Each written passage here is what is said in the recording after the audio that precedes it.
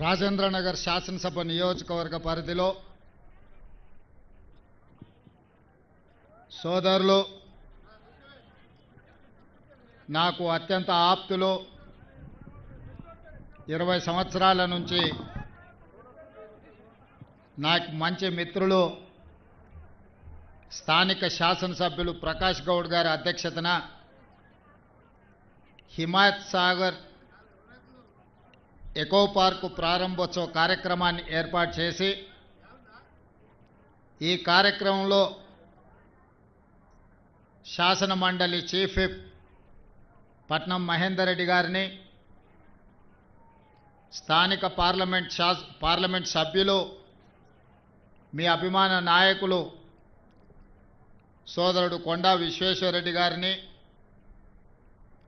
మరొక నాగర్ కర్నూల్ పార్లమెంట్ సభ్యులు డాక్టర్ మల్లు రవి గారిని నూతనంగా ఎంపిక కాబోతున్న రాజ్యసభ సభ్యులు వేం నరేందర్ రెడ్డి గారిని రంగారెడ్డి జిల్లా సీనియర్ నాయకులు ఈ ప్రాంత సమస్యల మీద సంపూర్ణమైన అవగాహన ఉన్న ఇబ్రహీంపట్నం శాసన సభ్యులు పెద్దలు మల్రెడ్డి రంగారెడ్డి గారిని అదేవిధంగా రాజేంద్రనగర్ శాసనసభ నియోజకవర్గ పరిధిలోని వివిధ ప్రజాప్రతినిధులను ఆహ్వానించి ఈరోజు హైదరాబాద్ మున్సిపల్ కార్పొరేషన్కు సంబంధించిన ఉన్నత అధికారులందరూ ఇంత మంచి కార్యక్రమాన్ని ఏర్పాటు చేసి ముఖ్యంగా మా ఆడపడుచులందరినీ ఆహ్వానించి ఈ పండుగ కార్యక్రమాన్ని జరుపుతున్నందుకు మీకు అందరికీ శుభాకాంక్షలు, ధన్యవాదాలు. మా అక్కలు మధ్యాహ్నం నుంచే ఎదురు చూస్తున్నారు. మరి మా ప్రకాష్ అన్న చాయ్ మంచినీళ్ళన్న మా అక్కలకు తాగిపించిండో లేదో నాకైతే తెలియదు. అయితే నేను గంటలు వస్తున్నా అరగంటలు వస్తున్నా అని చెప్పి ఈ ఆలస్యం నాదే, ప్రకాష్ అన్నది కాదు. మళ్ళోసారి నేను ప్రకాష్ అన్న మీకు అందరికీ మంచి భోజనం ఏర్పాటు చేస్తాము. మా అక్కలు అందరూ ఇంటికి పోతే ఈటీవీలో మా టీవీలో మంచిగా సీరియళ్ళు చూసుకునేటోళ్ళము. సారీడ కూసబెట్టిండు, చీకటి అయింది, ఇంటి ఆయనను వంట అయిందా లేదా అని అడుగుతాడని మా అక్కలు ఆలోచన చేస్తారు వాళ్ళ మొహాలలో చూస్తుంటే. సంవత్సరానికి ఒక్కనాడు ఎప్పుడో ఇట్లా మనం బయటకు వస్తాం. ఎప్పుడు ఇంటి ఆయనకు పిల్లలకు సేవ చేసుకుంటూనే వండి పెట్టుకుంటూనే ఇంటి పనులు చూసుకుంటూనే ఉంటాము. ఇవాళ ఇంత మంచి పార్కు ఈ లైట్ల మధ్యన మనకు ఆకలి అనిపించకుండానే స్థానిక శాసనసభ్యులు ప్రకాష్ గౌడ్ గారు ఇవన్నీ ఏర్పాట్లు చేసినందుకు మీరు గట్టిగా చప్పట్లు కొట్టి ప్రకాష్ అన్నను అభినందించండి. చాలాసార్లు ఎక్కడ చర్చలు జరిగినా, ఏ టీవీలో ఏ పేపర్లో చూసినా పెద్ద పెద్ద సినిమాలు తీసే గొప్ప గొప్ప నటులు సినిమా షూటింగ్ల కోసం సింగపూర్ పోయినరు, జపాన్ పోయినరు, అమెరికా పోయినరు, ఇండియాకు వస్తే కాశ్మీర్లో పోయి మంచి మంచి సినిమా షూటింగ్లు చేస్తున్నారని మనం పేపర్లలో చూస్తుంటాం, పేపర్లలో చదువుతుంటాం, టీవీలలో చూస్తుంటాం. నేను ఒక్కటే మా యువమిత్రులని, మీడియా ప్రతినిధులని, మా ఆడబిడ్డలను అడగదలుచుకున్నా. మన హైదరాబాదు రంగారెడ్డి కంటే మంచి నగరం, సుందరమైన నగరం అసలు ఈ దేశంలోనే కాదు ప్రపంచంలోనే లేదు.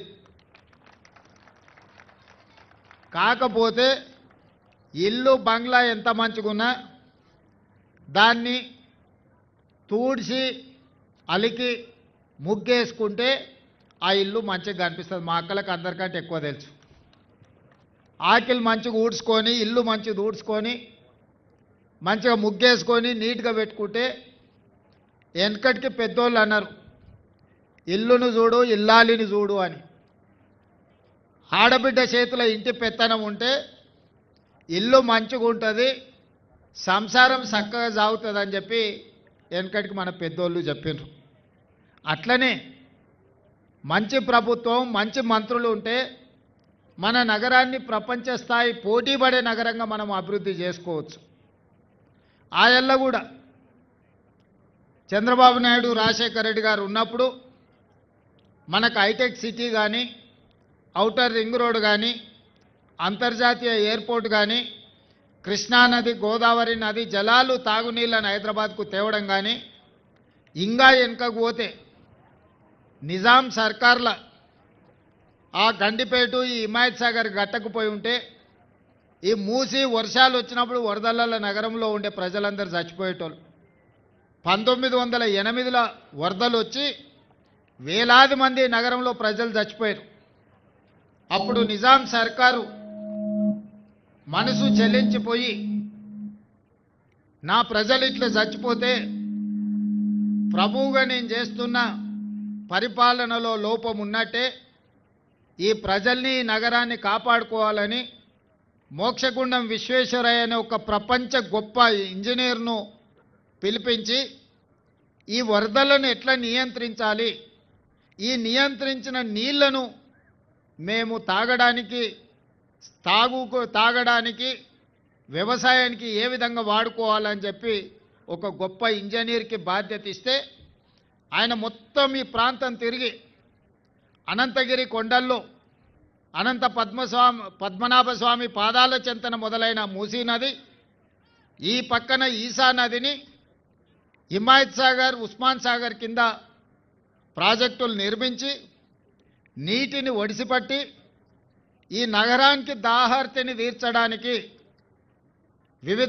వివిధ జిల్లాలు, వివిధ రాష్ట్రాలు, వివిధ దేశాల నుంచి మన నగరానికి జీవించడానికి ఉద్యోగ ఉపాధి అవకాశాల కోసం వస్తున్న వాళ్లకు గొప్ప సౌలభ్యం, గొప్ప వసతులు కల్పించాలని ఆనాడు ఈ ప్రాజెక్టులు కట్టారు. ఆనాటి నుంచి ఈనాటి వరకు హైదరాబాదు నగరం ప్రజలకు తాగునీటి సమస్యను తీరుస్తున్నది ఉస్మాన్ సాగర్, హిమాయత్ సాగర్. అప్పుడప్పుడు మనోళ్ళు అంటారు ఊరు నుంచి వచ్చిన వాళ్ళని జర హుషారైతే ఏం రో గండిపేట నీళ్ళు తాగినట్టే ఉన్నావని. అంటే గండిపేట నీళ్లు తాగితే హుషారు వస్తుందని అప్పట్లోనే గుర్తుపట్టారు. రెండో మాట అంటారు వికారాబాద్ కా హవా లాకో మరీజోం కా దవా అని. అంటే వికారాబాదు ప్రాంతంలో గాలి పీల్చుకున్నా కూడా చాలా రోగాలు నయమవుతాయని చెప్పి టీబీ వచ్చిన వాళ్ళని తీసుకెళ్ళి అక్కడ వికారాబాదు కొండ మీద ఇడిచిపెట్టి వచ్చేటోళ్ళు. ఎందుకంటే నిజాం సర్కార్ అక్కడ మంచి మంచి మెడిసినల్ ప్లాంట్లు అక్కడ గాలి పీల్చుకుంటేనే మనకున్న జబ్బులు తగ్గేటట్టు ఆ అడవిని పెంచండి 3700 ఎకరాలలో.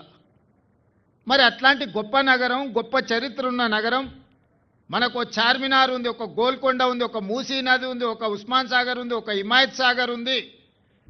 ఇవాళ గొప్ప గొప్ప కట్టడాలు, ఒక ఉస్మానియా హాస్పిటల్ చారిత్రాత్మకమైన బిల్డింగ్ ఉన్నది మనకు. ఇవాళ కులీ కుతుబ్ షాహీ టూమ్స్ ఉన్నాయి మన దగ్గర, సాలార్జంగ్ మ్యూజియం ఉన్నది, హైదరాబాద్ సిటీ కాలేజ్ ఉన్నది, ఉస్మానియా యూనివర్సిటీ ఉన్నది. ఈనాడు అసెంబ్లీ నడుస్తున్న చారిత్రాత్మకమైన కట్టడాలు మన నగరంలో ఉన్నాయి. ఇదొక్క గొప్ప నగరం, చారిత్రాత్మకమైన నగరం, ప్రపంచంలోనే ఒక అందమైన సుందరమైన నగరం. కానీ ఆక్రమణలకు గురై ప్రభుత్వాల నిర్లక్ష్యానికి లోనై ఇవాళ హైదరాబాద్ నగరం అంటే మొత్తం చెత్త నిండిపోయిందనే కాడికి తీసుకొచ్చారు. చెత్త ఎత్తటోళ్ళు లేరు అనే కాడికి వచ్చింది. ఎంత గొప్ప నగరమైనా, ఎంత మంచి ఇల్లు అయినా, ఎన్ని కోట్ల రూపాయలు పెట్టి ఇటాలియన్ మార్బుల్ వేసి కట్టుకున్నా ఎప్పటికప్పుడు సాఫ్ చేసుకోకపోతే, ఎప్పటికప్పుడు ఊడ్చి తూడ్చుకోకపోతే ఏదైనా మట్టి కొట్టుకొని పోతుంది. ఆ తర్వాత కొంతకాలం అయిపోయినాక చూడబుద్ధి కాకుండా అవుతుంది. అంతేనా? 4 రోజులు స్నానం చేయకపోతే మనం కూడా ఎంత అందంగా ఉన్నా బాగా కనిపించాం, జుట్టంతా అట్లా ఇట్లా అయిపోయి. అట్లాంటిది మన నగరాన్ని జర మంచిగా చేసుకుందామంటే కొంతమంది అట్లెట్లయితుంది, మేం చేయలేదు నువ్వెట్లా చేస్తావు అంటారు. అరే నువ్వు చేయలేదా, నీ సొంతానికి ఏదో ఏంది జన్వాడలో ఫామ్ హౌస్ కట్టుకున్నావు, ఇంకొక ఆయన గీడ మొయినాబాద్లో ఫామ్ హౌస్ కట్టుకున్నావు, ఇంకో వాళ్ళ చుట్టం శక్కర్పల్లి దగ్గర కట్టుకోరు, గాసారి అవతల దిక్కు కట్టుకుండు. నీ సొంతానికి నువ్వు కట్టుకున్నావు, సంతోషం. పెద్ద పెద్ద ఫామ్ హౌజులు కట్టుకున్నావు, మంచిగా బంగ్లాలు కట్టుకున్నావు, మాకేం అభ్యంతరం లేదు. మేము ఇప్పుడు పేదోళ్లకు పిల్లల్ని తీసుకొని ఎక్కడికన్నా పోవాలంటే, మా తల్లులు చాలా మంది ఉన్నారు, పిల్లలు 5 ఏళ్ళు 10 ఏళ్ళ పిల్లలు. సింగపూర్ పోనీకే మనకు పాస్పోర్టు లేదు. సింగపూర్ పోవాలంటే ఇంటి ఆయన పోనీయడు. అంత ఆర్థిక స్తోమత మన దగ్గర లేదు. మరి పిట్టల్ని చూడాలంటే సింగపూర్ పోవాలి, ఏనుగులను చూడాలంటే ఇంకెక్కడో పోవాలి, సౌత్ ఆఫ్రికా పోవాలి, పులులను సింహాలు చూడాలంటే ఇంకేదో దేశం పోవాలంటే మన ఆర్థిక పరిస్థితి ఉన్నదా? మన ఆర్థిక స్తోమత కానీ మన కుటుంబ పరిస్థితులు కానీ ఒక్క పూట పండుగ నాడు అమ్మగారింటికి పోతేనే ఇల్లంతా ఆగమైపోతుంది. ఇంటైనా ఏడుకోతావు పామ్మ అని దసరా పండుగ కడితే ఉగాది పండుగ కోదులే ఇల్లు ఆగమవుతుంది, ఆడికి పోక అంటారు. అవునా? మా అక్కలకు అందరికీ తెలవాలి ఇంక నేను చెప్పేది. మరి ఇక ఊరిడిచి దేశం ఇడిచి 10 రోజులు మనం బయటికి పోవాలంటే సాధ్యమవుతుందా? అందుకే అన్ని ఆలోచన చేసిన, అందరితో మాట్లాడినా. నేను కూడా మన ఎమ్మెల్యేలను కార్పొరేటర్లను అందరినీ ఇతర దేశాలు కూడా పోయి రాపోండి, చూసి రండి. మనం అప్పుడప్పుడు ఇల్లు కట్టుకోవాలంటే మన చుట్టాలు మంచి ఇల్లు కట్టుకుంటే పోయి చూసేస్తాం. అరే మనం కూడా ఎట్లా కట్టుకుందాం, బెడ్రూమ్ ఎట్లుండాలి, అటాచ్ బాత్రూమ్ ఎట్లుండాలి, ఇంటి దర్వాజాలు ఎట్లుండాలి, కిటికీలు ఎట్లుండాలని చూసి వస్తలేమా? మన నగరాన్ని కూడా మంచిగా చేసుకొని ఇతర రాష్ట్రాలు ఇతర దేశాల నుంచి మన నగరానికి వచ్చి మన నగరంలో జరిగిన అభివృద్ధి, ఇవాళ హిమాయత్ సాగర్ ఎకో పార్కు బ్రహ్మాండంగా ఉన్నది, మీరు అందరు చూసి ఉంటారు. రేపటి నుంచి ఇవాళ ప్రారంభోత్సవం అయినాక పక్క జిల్లాల నుంచి పక్క రాష్ట్రాల నుంచి కూడా హైదరాబాద్కు వచ్చిన వాళ్ళు చార్మినార్తో పాటు గోల్కొండతో పాటు ఇది కూడా చూడడానికి వస్తారు. ఈ పక్కనే కూతేస్తే పలికంత దూరం మనకి ఎయిర్పోర్ట్ ఉంది, ఔటర్ రింగ్ రోడ్ ఉంది, పెద్ద పెద్ద ఐటీ కంపెనీలు ఉన్నాయి. ఇవన్నీ కూడా ఆయల్లో నిర్మించినప్పుడు కొంతమందికి నష్టం జరిగింది, కానీ ఇది ఇవాళ ఎంత పెద్ద ఆస్తి వ్యవస్థ అయింది మనకు. ఒకప్పుడు రంగారెడ్డి జిల్లాకు పిల్లనియాలంటే మీ ఊర్లో రోడ్డు లేదు, తాగనీకే నీళ్లు లేవు, ఎట్లనే పిల్లనిచ్చేది అనేటోళ్ళు మా చుట్టాలగిన. ఇవాళ ఎత్తుకుతూరు భూతద్దం పెట్టి రంగారెడ్డి జిల్లాలో పిల్లగాడు దొరకడం అనికిస్తే 2 ఎకరాలు ఉంటే 200 కోట్ల ఆస్తి అవుతుంది. ఈ అమ్మాయి పిల్లకు మా ఆడపిల్లకు కష్టమే ఉండదు, కాలు మీద కాలు వేసుకొని బతుందని ఇవాళ అందరూ రంగారెడ్డి జిల్లాకే పిల్లల్ని ఇవ్వాలని చూస్తున్నారు. కాలం మారింది, మన భవిష్యత్తు మారుతుంది. భవిష్యత్తు మారినట్టుగా మనం అభివృద్ధి చేసుకోవాలి. ఈ అభివృద్ధిలో భాగంగానే ఇవాళ అంతర్జాతీయ సంస్థల్ని పెట్టి చిన్న చిన్న కాలనీలు కాకుండా పెద్ద నగరమే నిర్మించుకోవాలని పెట్టుకున్నాం. ఇవాళ మల్రెడ్డి రంగారెడ్డి గారు భారత్ ఫ్యూచర్ సిటీ అని 30,000 ఎకరాలలో పెద్ద నగరాన్ని నిర్మించడానికి పెద్ద ఎత్తున ఆడ ఏర్పాట్లు చేపిస్తున్నాడు. ఇవాళ ఈ మూసీ నది మొత్తం మురికి నిండిపోయింది. ఊర్లల్లో నుంచి వేరే ప్రాంతాల నుంచి వచ్చిన వాళ్ళు ఎక్కడ ఉండడానికి వీలు లేక ఆ మూసీ నదిలో దోమలకు మురికికి ఆన్నే ఉండి గుడిసెలేసుకొని బతుకుతారు. ఎవ్వరు కూడా మురికిలో బతుకోవాలని కోరుకోరు. ఏ విధి లేనప్పుడు, ఏ ఆదరణ లేనప్పుడు, మనకి ఏ అవకాశం లేనప్పుడే పోయి మనము ఎక్కడనో స్లమ్లలోనో బస్తీలలోనో లేకపోతే మూసి కాలువ పక్కన మనం బతుకుతున్నాం. ఆ మురికి వాసనలో మనం వండుకున్న చికెనో మటనో ఇది వదిలేసి ఆ మురికి వాసనే గోరెటెంకన బాటలు వాడిండి మీకు తెలుసుగా ఎట్లున్నది అనేది. అట్లాంటి పరిస్థితి నుంచి బయటికి తీసుకురావాలి, మంచి నగరాన్ని నిర్మించుకోవాలి. ఔటర్ రింగ్ రోడ్ ఎట్లుందో అట్లనే రీజనల్ రింగ్ రోడ్ వేసుకోవాలి. మనం బుల్లెట్ ట్రైన్ చూడాలంటే జపాన్ పోవాలి. సరిగ్గా 5 ఏళ్లలో శంషాబాదే పెద్ద జంక్షన్ అయి శంషాబాద్ నుంచి బెంగళూరుకు బుల్లెట్ ట్రైన్ వస్తుంది, శంషాబాద్ నుంచి పూనాకు బుల్లెట్ ట్రైన్ వస్తుంది, శంషాబాద్ నుంచి చెన్నై వయా అమరావతి నుంచి బుల్లెట్ ట్రైన్ వస్తుంది.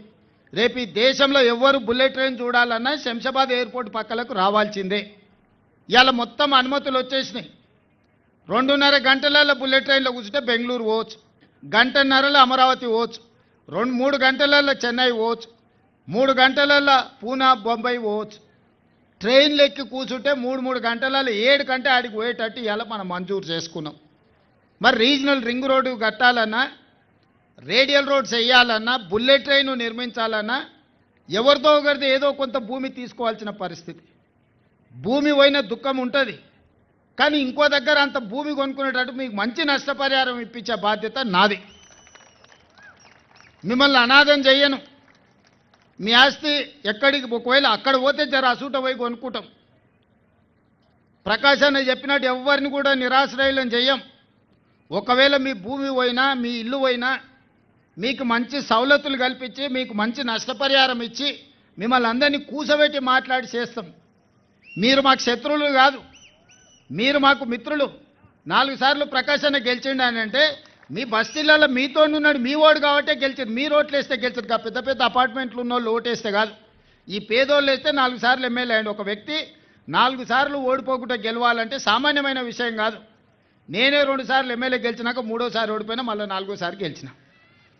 కానీ ప్రకాష్ అన్న 4 సార్లు ఓటమి ఎరగకుండా గెలుస్తున్నాడంటే మీ పక్షాన నిలబడ్డాడు కాబట్టి, ఆయనకేం స్వార్థం లేదు కాబట్టి మీరు ఆయనను గెలిపిస్తారు.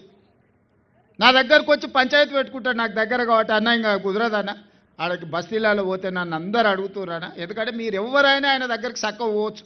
కొంతమంది ఫామ్ హౌస్లలో ఉంటారు, ఎవరు రానియరు. ప్రకాశాన్ని ఎవరు వచ్చినా దా తమ్మి, ఏం సంగతి తమ్మి, ఎట్లుంది తమ్మి, ఏంది విషయం అట్టనా ఏమన్నా అంటే కానీ అట్లా అంటున్నట్టు కూడా ఇక మనోడేనే అంటాడు, నడవనీరు అని అంటాడు. ఓపికగా వ్యవహారం చేస్తున్నాడు, కుటుంబ పెద్దగా మిమ్మల్ని అందరినీ దగ్గర తీసుకుంటున్నాడు కాబట్టి ఇవాళ 4 సార్లు ఎమ్మెల్యే అయిండు. నేను వారి సమక్షంలో మీకు మాట ఇస్తున్నా, ప్రపంచంలోనే గొప్ప నగరాన్ని ఇక్కడ నిర్మిస్తున్నాము. ఇది ప్రారంభమే. ఇక్కడ రాబోయే రోజుల్లో వచ్చే అభివృద్ధి ప్రపంచంలో ఎవరైనా ఇలాన్ మస్క్ నుంచి ట్రంప్ కూడా ఇక్కడికి వచ్చి, ఈ మధ్యకాలంలో ట్రంప్తో వాళ్ళకు సంబంధించిన వ్యాపార సంస్థలతో కూడా మాట్లాడుతున్నాం, పెద్ద పెద్ద సంస్థల్ని ఇక్కడికి తీసుకొచ్చే విధంగా. మీరు చూస్తున్నారు ఇప్పుడు ఈడ సర్కిల్ కడుతున్నాం, జంక్షన్ పెద్దది. ఈ ఏరియాలోనే మీకు కండ్లు మూసి తెరిచే లోపల ప్రపంచంతో పోటీ పడే అభివృద్ధి ఇక్కడ నడుస్తుంది. అందుకే మూసీ రివర్ డెవలప్మెంట్ కార్పొరేషన్లో ఎలివేటెడ్ కారిడార్తో పాటు ఇంటర్నేషనల్ స్థాయి అభివృద్ధి ఇక్కడ జరగబోతుంది. మన నగరంలో ఉన్న గొప్ప గొప్ప కట్టడాలు, చారిత్రాత్మకమైన కట్టడాలను చూడడానికి ప్రపంచ దేశాల నుంచి వచ్చే విధంగా ఈరోజు మనం ప్రణాళికలు సిద్ధం చేస్తున్నాం. గొప్ప నగరాన్ని నిర్మించుకుంటున్నాం, గొప్ప పార్కులు నిర్మించుకుంటున్నాం. ఇవన్నీ కూడా మన ప్రజలకు ఆహ్లాదంతో పాటు వ్యాపారము లాభసాటిగా ఉండేటట్టు చేస్తున్నాం. ఇవాళ ఈ పార్క్ అంతా డెవలప్ అయితే దీని చుట్టూతో చిన్న చిన్న వ్యాపారస్తులందరికీ లాభం జరుగుతుంది. ఆటో వాడికి లాభం ఉంటుంది, ట్యాక్సీ నడుపుకునే లాభం ఉంటుంది, హోటల్ నడుపుకునే వాళ్ళకి లాభం ఉంటుంది, లాడ్జింగ్ కట్టుకునే వాళ్ళకి లాభం ఉంటుంది, రియల్ ఎస్టేట్ వ్యాపారం పెరిగితే రియల్ ఎస్టేట్ వాళ్ళకు లాభం ఉంటుంది, అశోక్ యాదవ్ కూడా మంచి లాభం ఉంటుంది. ఎందుకంటే భూములీడ వ్యవహారం అంతా చక్కదిద్దుతుంటాడు.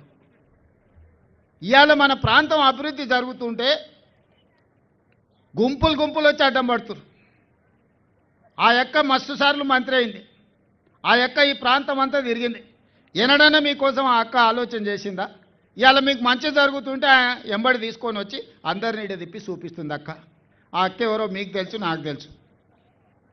అందుకే నేను అక్కకు సూచన చేస్తున్నా, అక్క నీకు నీ కుటుంబానికి ఈ ప్రాంతం అంతా 40 ఏండ్ల నుంచి మీకు అండగా నిలబడ్డారు. ఇప్పుడు అభివృద్ధి జరుగుతుంటే అడ్డుకునే ప్రయత్నం ఎందుకు చేస్తున్నావు అక్క? మీ నాయకులకు కడుపులో మంట ఉండొచ్చు, నేను చేయలేని ఇంకోటి చేస్తే అప్పుడప్పుడు పిల్లలు ఉంటారు, వాన పడ్డప్పుడు పిట్టగూళ్ళు కడితే వాని ఘటనిక రాక ఎవడని కడితే దాని మీద దుంకి పలగొట్టేసి ఉరుకుతాడు సందులో. గట్లనే ఉంది. నేను ఏదైనా చేయబోతే కేటీఆర్ వచ్చేసి నేను అన్నీ నువ్వు ఏం చెప్తే అది నేను అడ్డం పడతా అని. ఇట్లాంటివి మానేయండి. ఇవాళ గుజరాత్కు పంపించిన నేను అహ్మదాబాద్లో సబర్మతి నదీ రివర్ ఫ్రంట్ మోడీ కట్టుకున్నాడు. ఇవాళ ఢిల్లీ ప్రభుత్వం, బీజేపీ ప్రభుత్వం యమునా నది రివర్ ఫ్రంట్ పెద్ద ఎత్తున అభివృద్ధి చేస్తారు. ఉత్తరప్రదేశ్లో యోగి గంగా నది రివర్ ఫ్రంట్ చేస్తే కొన్ని కోట్ల మంది పోయి ఇవాళ చూసి వస్తున్నారు, వాళ్ళకి టూరిజం ఆదాయం పెరిగింది. మరి గుజరాత్లో సబర్మతి రివర్ ఫ్రంటు, ఢిల్లీలో యమునా నది రివర్ ఫ్రంటు, ఉత్తరప్రదేశ్లో గంగా నది రివర్ ఫ్రంటు ఎట్లయితే అభివృద్ధి చేసిండ్రో ఇవాళ హైదరాబాదు నగరంలో కూడా మూసీ నది రివర్ ఫ్రంట్ను మనం డెవలప్ చేసుకుంటున్నాం. దీని చుట్టూత రాత్రిపూట మొత్తం వ్యాపారాలు ఓపెన్ చేస్తాం. పొద్దుటిపూట పని చేసుకోవడమే కాదు, రాత్రిపూట పనిచేయడానికి కూడా మూసీ నది ఒడ్డున 2 వైపులా రాత్రి మొత్తం వ్యాపారాలు జరిగేటట్టు హోటళ్ళు, వ్యాపారాలు, కూరగాయలు, పంటలు, ట్యాక్సీ అన్నీ చేసి మొత్తం లైట్లు పెట్టి బ్రహ్మాండంగా పెట్టి నిరుద్యోగ యువకులకు ఉద్యోగ ఉపాధి అవకాశాలు కల్పించి శాంతి భద్రతలను పటిష్టంగా అమలు చేసి పొద్దుపూట కష్టం చేసుకున్న వాళ్ళు సాయంత్రం పోతే కూరగాయలు కొనుక్కోవాలనుకున్నా, బట్టలు కొనుక్కోవాలనుకున్నా, పిల్లల్ని తీసుకెళ్ళి ఇంత హోటల్లో మనం ఇంత మంచి భోజనం పెట్టించి మొత్తం అట్లా నగరాన్ని చూపించి రావాలనుకున్నా ఈరోజు మొత్తం ఇదంతా అభివృద్ధి చేయాలనుకుంటున్నాం. దీన్ని నైట్ ఎకానమీ అంటారు. పొద్దుపూటనే కాదు రాత్రిపూట పరిశ్రమలు ఎట్లయితే జరుగుతున్నాయో నైట్ టూరిజంని కూడా మనము, లేక్ టూరిజంని కూడా మనం ఇవాళ డెవలప్ చేయాలనుకుంటున్నాం. అందుకే 99 రోజుల ప్రజాపాలన ప్రగతి ప్రణాళికలో భాగంగా మొదటి రోజు ఒక మంచి ప్రణాళికకి ఈరోజు ప్రారంభోత్సవం చేసుకొని ఈ స్ఫూర్తితోని ముందుకు వెళ్దామనుకుంటున్నాము. మన ప్రాంతాన్ని మనం అభివృద్ధి చేసుకుందాము, మన చదువుకున్న పిల్లలకు మనం ఉద్యోగ ఉపాధి అవకాశాలు కల్పిద్దాము. పిల్లలకు పని లేకపోతే వాళ్ళు రోడ్ల మీద చెడు అలవాట్లకు పడితే తల్లిదండ్రులకు తెలుసు ఆ దుఃఖం ఏందో. పిల్లగాడు చేతికి రాకపోతే, చదువుకున్న పిల్లగానికి ఉద్యోగం రాకపోతే, ఉద్యోగం లేక పిల్లగాడు చేతికి రాకుండా అక్కడనో ఇక్కడనో చెడు అలవాట్లు పడి రాత్రిపూట ఇంటికి రాకుండా తిరిగితే ఆ తల్లికి తెలుసు ఆ బాధ ఏందో. ఆగర్భ శ్రీమంతులకు ఫామ్ హౌజులు ఉన్నోనికి బాధ, నొప్పి, పేదోని బాధ తెలియదు.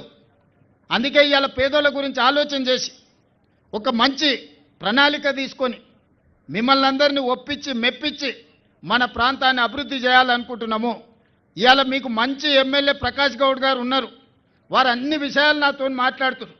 మీకు ఎవ్వరికి నష్టం జరగకుండా ఈ అభివృద్ధిలో మిమ్మల్ని భాగస్వాములను చేసి, ఈ అభివృద్ధి ద్వారా మీరు కూడా భవిష్యత్తులో బాగుపడేటట్టు చేసి, అదేవిధంగా మీకు ఇప్పుడు ఒక మాట చెప్పిండు, ఏ ఏరియాలో స్లమ్లలో ఉన్న వాళ్ళకు ఇందిరమ్మ ఇండ్లు కట్టిస్తే అక్కడనే కట్టించన్నా, దూరం అంటే పోతలేరు, అక్కడోళ్ళు ఇక్కడ, ఇక్కడోళ్ళు అక్కడ పంచాయతీ అవుతున్నదని చెప్పిండు. నా దృష్టికి వచ్చింది. తప్పకుండా ఏ నియోజకవర్గంలో ఉన్న వాళ్ళకి ఆ నియోజకవర్గాలనే, ఆ పక్కనే ఈ పక్కనే ప్రభుత్వ భూములు ఎత్తికి మీకు మంచిగా ఇండ్లు కట్టించడానికి అన్ని రకాల ఏర్పాట్లు నేను చేస్తా. ఏది నేను ఇంటికి తీసుకుపోను. ఈ ప్రభుత్వానికి వచ్చే ఆదాయం మీకోసమే ఖర్చు పెడతా. ఇవాళ రేషన్ కార్డులు ఇచ్చిన మాట వాస్తవం కాదు అక్క? అడిగిన వాళ్ళకల్లా ఇవాళ మా అక్కలు చెప్పాలి, సన్నబియ్యం వస్తున్నాయా లేదా అక్క? అక్క ఏమక్క సన్నబియ్యం వస్తున్నాయా? ఇవాళ సంటి పిల్లలకు కూడా అన్నం వండి పెడుతురు కదా, బస్సులో ఉచితంగా ప్రయాణం చేస్తురు కదా, 200 యూనిట్లు ఉచిత కరెంటు వస్తుంది కదా. మరి ఇన్ని మీకు రేషన్ కార్డు ఆయల్లో రాకపోయా, నేను వచ్చినాక ఇస్తే, సన్న బియ్యం ఇస్తే, బస్సులో ఉచిత ప్రయాణం ఇస్తే, ఇవాళ మీకు ఏం కావాలన్నా ఇవాళ మనం చేసుకుంటున్నాము. మా అక్కలు చూడు పాలపిట్ట లాక్కున్నారు ఇందిరమ్మ చీరలు కట్టుకొని. ఇంటి ఆయన కూడా సంతోషపడేటట్టు ఉన్నాయి చీరలు చూడంగానే. అబ్బా మా ఆమె చాలా రోజులకు మంచిగా తయారైందని అనుకునే పరిస్థితి ఉన్నది. అవునా కాదా మా అక్కలు చెప్పాలి? ఇంత మంచి పాలపిట్ట కలర్ ఇవాళ మొత్తం పాలపిట్టలాగా కనిపిస్తున్నారు. దసరా పండుగ నాడు పాలపిట్టలాగా మా అక్కలు ఇందిరమ్మ చీరలు కట్టుకొని. అంతకుముందు బతుకమ్మ చీరలు ఇచ్చి ఏం చేసిరమ్మా, పిట్టలను బెదిరియడానికి బాయికాడ కట్టి వచ్చేది. ఎప్పుడైనా బతుకమ్మ చీర కట్టుకున్నారా అక్క? మీరు నిజంగా ప్రశాంతంగా ఆలోచన చేసి అన్నం తిన్న తర్వాత ఇంటికి పోయినాక ఈటీవీ మా టీవీ సీరియల్ చూసినాక అన్నీ బంద్ చేసి 5 నిమిషాలు ఆలోచన చేయండి కళ్ళు మూసుకొని. 10 ఏళ్ళలో ఇందిరమ్మ సీరియల్ ఇస్తే ఎప్పుడైనా కట్టుకుర్రా? ఆనాడు ఇందిరమ్మ సీరియల్ వాళ్ళ బతుకమ్మ సీరియల్ 10 ఏళ్ళలో పరిస్థితి ఎట్లుండే, ఈనాడు ఇందిరమ్మ చీరల పరిస్థితి ఎట్లుండే మీరు ఒక్కసారి అంచనా వేసుకోండి. ఈసారి రంగు ఇచ్చినాం, మళ్ళీ తయారైతున్న ఇంకో రంగులు వస్తాయి. మళ్ళీసారి ఆ కొత్త చీరలు కూడా మంచిగా కట్టుకోనికే ఇప్పుడు ఇప్పటికే 4 సార్లు సమీక్ష చేసిన. ఈసారి ఇంత మంచి చీర ఇచ్చినాం అంటే ఇంకా మంచిది కోరుకుంటారు మా ఆడబిడ్డలు. ఈసారి ఇంకా మంచిగా ఉండాలి, రంగు మంచిగా ఉండాలి, రంగు ఓకుంటూ ఉండాలి, కట్టుకుంటే పండుగ వచ్చినట్టు ఉండాలని. అందుకే ఇవాళ ఇన్ని మంచి కార్యక్రమాలు చేసుకుంటున్నాం. ఈ 99 రోజుల ప్రజాపాలన ప్రగతి ప్రణాళిక కార్యక్రమాన్ని ఆడబిడ్డలందరూ నిండు మనసుతోనే ఆశీర్వదించండి. మన ప్రాంతాన్ని అభివృద్ధి చేసుకుందాం. ఆలస్యం అయినందుకు మా అక్కల్ని అందరినీ మన్నించమని అడుగుతూ, మా ప్రకాశాన్ని నీ వచ్చిన వాళ్ళందరినీ గుర్తుపెట్టుకొని పండుగ పూట భోజనానికి వినవాడని మా ప్రకాశానికి సూచన చేస్తూ, చాలా పాజిటివ్ అప్రోచ్తోని విశ్వేశ్వరరెడ్డి గారు ఈ ప్రాంత అభివృద్ధికి సహకరిస్తున్నారు. పార్లమెంట్ సభ్యుడిగా వారిని కూడా అభినందిస్తూ, అభివృద్ధి విషయంలో రాజకీయాలు లేవు, ప్రభుత్వ ప్రణాళికలో రాజకీయ ఉపన్యాసాలు కూడా తావు లేదు, అందరినీ కలుపుకొని అభివృద్ధి పదం వైపు నడిపిస్తానని తెలియజేస్తూ మీ అందరి దగ్గర సెలవు తీసుకుంటున్నా. ధన్యవాదాలు అక్కలారా.